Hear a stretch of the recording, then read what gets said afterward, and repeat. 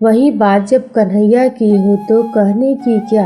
अपने भक्तों के लिए वह न जाने कितने रूप धरते हैं और कितने ही अनगिनत लीलाएं कर चुके हैं, जिनका प्रमाण हमारे धार्मिक ग्रंथों में मिलता है। ऐसे ही एक रोचक कथा है जब कन्हैया ने अपने भक्तों के लिए अनोखा काम किया। तो आइए जानते हैं इस बारे में विस्तार से। पौराणिक कथा के अनुसार एक बार की बात है, किसी नगर में एक राजा ने एक मंदिर बनाया जिसमें श्री कृष्ण की एक मूर्ति भी रखवाई, लेकिन उसकी कभी पूजा नहीं की। पूजा करने के लिए मंदिर में एक पुजारी को रखा गया। पुजारी नियमित कन्हैया को नहलाता और बड़े ही श्रद्धा भाव से उनकी पूजा अर्चना करता। राजा भी रोज कन्हैया जी के लिए एक फूल की माला भेज देता था और जब वह दर्शन करने आता तो पुजारी उस माले को उतारकर राजा को पहना देता। ऐसा करते करते पुजारी की भी उम्र बीत चुकी थी। एक दिन किसी वजह से राजा नहीं आ सका तो उसने एक सेवक के हाथ मंदिर में माला पहुंचा दिया और कहलवा दिया कि आज वह मंदिर नहीं आएगा, इसलिए पुजारी उसका इंतजार ना करे। इतना कहकर सेवक चला गया।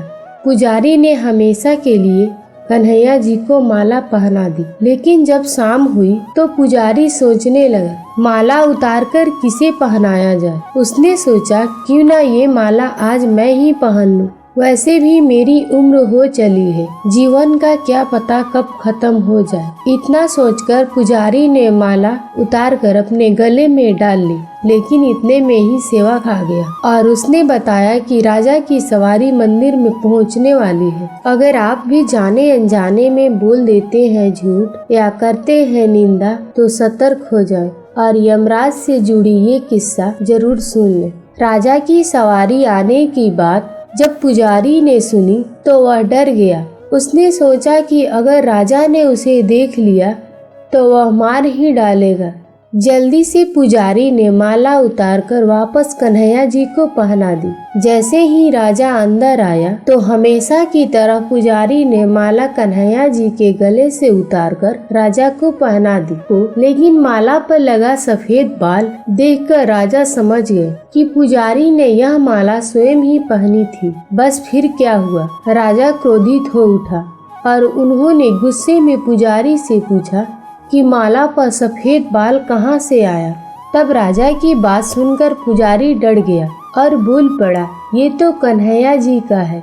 अब तो राजा और भी क्रोधित हो गया, क्योंकि कान्हा तो भगवान है और उनके बाल सफेद कैसे हो सकते हैं। इसलिए राजा ने फरमाइश सुना डाला कि कल सिंगार के समय राजा खुद आएंगे और देखेंगे सच में ही कान्हा जी का बाल सफेद है या पुजारी झूठ बोल रहा है। अगर पुजारी ने झूठ बोला होगा तो उसे फांसी दे दी जाएगी। राजा को फरमाइश सुनकर पुजारी का बुरा हाल हो गया। उसने सोचा अब क्या करे, कहाँ जाए, अब तो उसका मरना तय है। तब रोते रोते वह भगवान की शरण में पहुंचा और उसने कहा, हे केशव, मुझसे झूठ बोलने का अपराध तो हुआ है, लेकिन हो सके तो मुझे क्षमा कर दीजिए और राजा से रक्षा करें।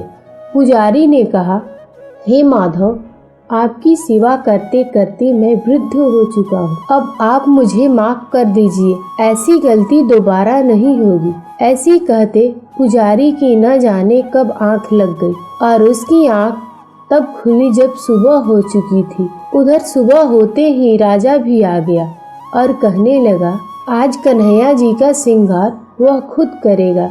ऐसा ही कहकर जैसे ही राजा ने कन्हैया जी का मुकुट उतारा तो देखा कि श्री कृष्ण के तो सारे बाल ही सफेद हैं। लेकिन राजा को फिर भी यकीन नहीं हुआ। उसे लगा कि फांसी के डर से पुजारी ने ही बालों को रंग दिया होगा। राजा ने सोचा कि क्यों न कन्हैया का एक बाल तोड़कर देखा जाए। इसके बाद राजा ने कन्हैया जी का एक बाल तोड़ लिया, लेकिन जैसे ही बाल टूटा कन्हैया के सिर से खून की धारा बहने लगी। यह देखकर राजा भगवान के चरणों में गिरकर माफी मांगने लगा। तभी श्री कृष्ण की मूर्ति से आवाज आई, हे राजन, तुमने मुझे केवल मूर्ति मात्र ही समझा, इसलिए आज से मैं तुम्हारे लिए केवल मूर्ति मात्र ही रहूंगा। लेकिन पुजारी ने सच्चे मन और पूरी श्रद्धा से मेरी भक्ति की है, इसलिए उनकी अनन्य भक्ति को देखकर मुझे अपने बाल सफेद करने पड़े।